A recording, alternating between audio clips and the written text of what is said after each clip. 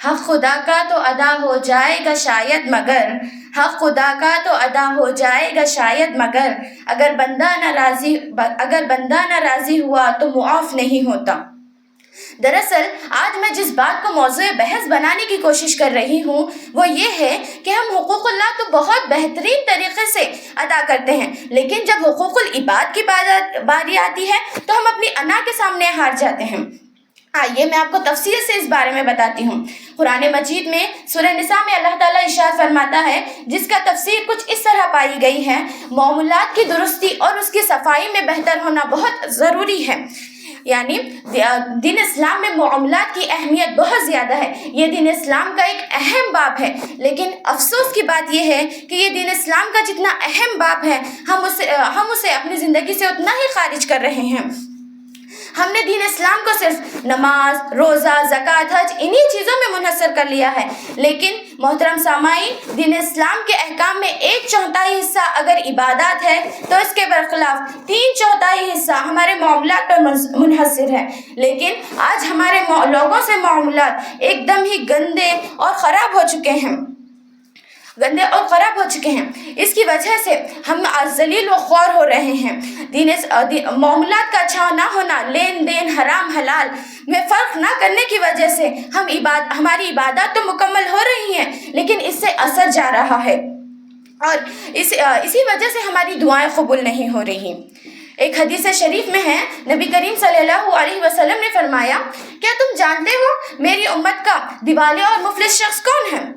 تو صحابہ اکرام نے عرض کیا، دیوالیہ اور مفلس شخص تو وہ ہے جس کے پاس کھانے کے لیے کھانا نہ ہو اور نہ ہی اس کے پاس کچھ درہم ہو۔ تو نبی کریم صلی اللہ علیہ وسلم نے فرمایا کہ میری امت کا دیوالیہ اور مفلس شخص وہ ہے جس کے پاس جو اللہ تعالیٰ کی بارگاہ میں بروز قیامت نیکیوں کے ڈھیر لے کر آئے، جس میں نماز، روزہ، زکوٰۃ، حج ہو، لیکن جب اس نے دنیا میں رہتے ہوئے کیا کیا تھا کہ وہ لوگوں کو گالی دیتا تھا، لوگوں کو مارتا تھا، لوگوں کے حق مارتا تھا اور لوگوں سے بڑی بدتمیزی سے معاملہ کرتا تھا، اس کے معاملہ دنیا میں لوگوں کے ساتھ اچھے نہ تھے، تو اللہ تعالیٰ کیا کرے گا کہ دنیا میں جس پر اس نے ظلم کیا تھا تو ان مظلوموں کو بلائے گا، اور جتنے بھی مظلوموں کے ساتھ اس نے ظلم کیا تھا تو وہ جو شخص کے نیکیاں ہیں ان مظلوموں کو دے گا، لیکن ابھی مظلوم باقی رہیں گے لیکن اس کی نیکیاں ختم ہو جائے گی، تو اللہ تعالیٰ کیا کرے گا کہ وہ مظلوموں کے گناہ اس شخص کو دے گا۔ اللہ اکبر، ان مظلوموں کے گناہ اس شخص کو دے گا اور وہ شخص کے پاس نیکیاں پورے ختم ہو جائیں گے اور گناہوں کا ڈھیر لگا ہوگا۔ تو اللہ تعالیٰ فرشتوں کو حکم دے گا کہ اس شخص کو جہنم میں پھینک دو، تو فرشتے اسے سر کے بال، پیشانی کے بالوں سے کھینچ کر اسے جہنم میں پھینک دیں گے۔ اللہ اکبر۔ اس حدیث سے ہمیں یہ سیدھا ہمیں یہ معلوم ہوتا ہے کہ اگر ہمارے معاملات درست نہ ہوئے، اگر ہمارے معاملات ٹھیک نہ ہوئے تو ہمارا بروز قیامت کیا حال ہوگا۔ اس لیے ہمیں اپنے ماتحتوں، غریبوں، جو بھی ضرورت مند ہے ان کے ساتھ اچھے سے معاملہ کرنا چاہیے، اور جب ہم تجارت کریں تو اسلامی اصول کے تحت تجارت کریں۔ اگر ہم اسلامی اصول کے تحت تجارت کریں گے تو ہماری تجارت بہت فائدہ مند اور بہت فضیلت والی ہوگی۔ آئیے میں آپ کو ہمارے اکابر صحابہ اکرام کے واقعات کے بارے میں بتاتی ہوں، جو بے اور جس سے ہماری بے اور بے کرنے کا طریقہ، اور اگر ہم صحیح طریقے سے تجارت کریں گے تو وہ تجارت ہمارے لیے کتنا فائدہ مند ہوگی یہ ہمیں معلوم پڑے گا۔ حضرت عمر فاروق کے زمانے میں، خلافت کے زمانے میں، عمر فاروق کیا کہتے تھے کہ رات کے وقت نکل جاتے تھے اور پیٹرولنگ کرتے تھے کہ دیکھتے تھے کہیں کچھ برا تو نہیں ہو رہا، کہیں میری خلافت میں کوئی بھوکا تو نہیں سو رہا، کہیں۔ تو اس لیے کیا ہوا، اسی طرح حضرت عمر فاروق ایک رات پیٹرولنگ کے لیے نکلے تھے، تو وہ ایک گھر کے پاس جا کے رک گئے، تو وہاں جا کے رکنے کے بعد انہوں نے دیکھا کہ 2 عورتیں بات کر رہی ہیں۔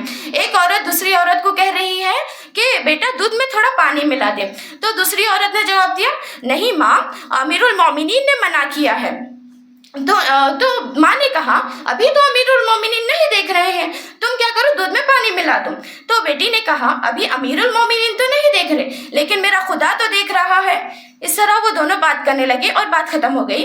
تو عمر فاروق نے اپنے غلام سے کہا، عمر فاروق رضی اللہ تعالیٰ عنہ نے کہا، اپنے غلام سے کہا کہ تم یہ گھر اچھے سے دیکھ لو، اس کے بعد اگر ضرورت پڑے گی تو تمہیں یہاں دوبارہ آنا پڑے گا۔ تو جیسے ہی وہ چلے گئے، جیسے ہی صبح ہو گئی تو عمر فاروق نے رضی اللہ تعالیٰ عنہ نے وہ غلام کو بلایا اور کہا کہ وہ گھر ہے نا، جاؤ اس کے بارے میں تحقیق تحقیقات کرو کہ وہ کون لوگ ہیں, کیا کرتے ہیں, کون کون رہتا ہے اس گھر میں. تو ان کے غلام چلے گئے اور واپس آئے عمر فاروق رضی اللہ تعالیٰ عنہ کے پاس, اور انہیں بتایا کہ وہ گھر میں صرف 2 عورتیں رہتی ہیں, ایک ماں ہے اور ایک بیٹی ہے. دونوں بھی کیا کرتے ہیں, دونوں بھی دودھ بیچنے کے بیپار کرتے ہیں. تو عمر فاروق اور ان کی بیٹی کا نکاح نہیں ہوا. تو عمر فاروق نے کیا کیا کہ اپنے تینوں بیٹوں کو بلایا, حضرت عبداللہ, حضرت عبد الرحمن اور حضرت عاصم کو, اور ان تینوں سے کہا کہ تم تینوں میں سے کسی کی شادی کرانا چاہتا ہوں, کیا تم تیار ہو؟ تو حضرت عبد الرحمن اور حضرت عبداللہ رضی اللہ تعالیٰ عنہما نے کہا کہ ہم تو شادی شدہ ہیں, ہم نکاح نہیں کرنا چاہتے. لیکن حضرت عاصم نے کہا کہ میں شادی کے لیے تیار ہوں. تو حضرت عمر فاروق نے کیا کیا کہ وہ لڑکی کے گھر حضرت عاصم رضی اللہ تعالیٰ عنہ کا نکاح کا پیغام بھیجا. تو اس لڑکی نے باخوشی قبول کر لیا, اور حضرت عاصم اور اس لڑکی سے ایک لڑکی پیدا ہوئی, اور اس لڑکی سے حضرت عمر بن عبدالعزیز پیدا ہوئے. محترم سامعین, اگر ہم دین اسلام میں معاملات اچھے طرح سے کریں گے تو اللہ تعالیٰ ہمیں حضرت عمر بن عبدالعزیز جیسی اولاد سے نوازے گا. محترم سامعین, کیا آپ جانتے ہیں عمر بن عبدالعزیز کون ہیں؟ عمر بن عبدالعزیز وہ شخصیت ہیں جو 36 سال کی عمر میں مسلمانوں کے خلیفہ بنے, اور انہیں ثانی عمر کہا جاتا ہے. دین اسلام میں معاملات کی بہت زیادہ اہمیت ہے. دین اسلام میں معاملات کی بہت زیادہ اہمیت ہے. دین اسلام اتنا پیارا مذہب ہے کہ اس نے ہر معاملے کے اصول کو کھول کر بتایا ہے. جیسے اقالہ ہے, جب دو شخص آپس میں معاملات کرتے ہیں اور ان دونوں کے درمیان بیع ہو جاتی ہے, تو ایک شخص کو کچھ بیچنے والے یا پھر خریدنے والے دونوں میں سے کسی کو یہ احساس ہوتا ہے کہ میں نے یہ جو چیز بیچی ہے یا پھر خریدی ہے یہ مجھے نہیں خریدنی چاہیے تھی, یہ مجھے نہیں کرنا چاہیے تھا, تو وہ اس پر نادم ہوتا ہے. تو دین اسلام اسے یہ حق دیتا ہے کہ وہ اس بیع کو توڑ دے, اور جو شخص اس کے اپوزٹ میں رہتا ہے یعنی اور ایک ممبر رہتا ہے, اگر وہ اس بات پر راضی ہو جائے تو اللہ تعالیٰ نے اس کے لیے اتنا بڑا اجر و ثواب عطا فرمائے ہیں. جیسے حدیث شریف میں ہے, رسول اللہ صلی اللہ علیہ وسلم نے فرمایا, جو تاجر تجارت میں امانت داری اور سچائی کو اختیار کرے گا, بروز قیامت وہ انبیاء اکرام, شہداء اور صادقین کے ساتھ اٹھایا جائے گا. سبحان اللہ. دین اسلام میں خیار شرط کے بارے میں بھی بتایا گیا ہے کہ اگر کوئی شخص معاملات کرے اور ابھی مجلس میں ہو, اور دونوں میں سے کوئی بائی یا مشتری یعنی خریدنے والا اور بیچنے والا دونوں میں سے کوئی ایک یہ کہے کہ مجھے خیار شرط چاہیے, 3 دن کا خیار چاہیے, تو دین اسلام یہ اسے اجازت دیتا ہے کہ اسے 3 دن کا خیار ملے. تو 3 دن کے خیار شرط کی دینے کی حکمت کیا ہے؟ اگر 3 دن سے زیادہ خیار ملے گا تو وہ شخص کیا ہو جائے گا کہ وہ سامنے والے کو نقصان ہوگا. اس لیے دین اسلام میں خیار شرط صرف 3 دن ہے.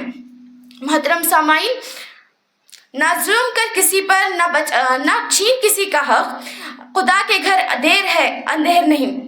محترم سامعین, اگر آپ چاہتے ہیں کہ آپ کی زندگی پرسکون اور پر لطف ہو تو اپنے ذہنوں میں سے دین اسلام کے اصول سے تجارت کو مت چھوڑیے گا. تجارت یہ وہی چیز ہے جو ہمیں جہنم کی آگ سے بچانے والی ہے. آخر میں اللہ تعالیٰ سے دعا ہے کہ ہم سب کو خیر سیکھنے اور اپنے معاملات لوگوں کے ساتھ اچھے کرنے اور ہماری انا کو ختم کر ایک دوسرے کی عزت کرنے کی توفیق عطا فرمائے. جزاک اللہ خیر. السلام علیکم ورحمۃ اللہ وبرکاتہ.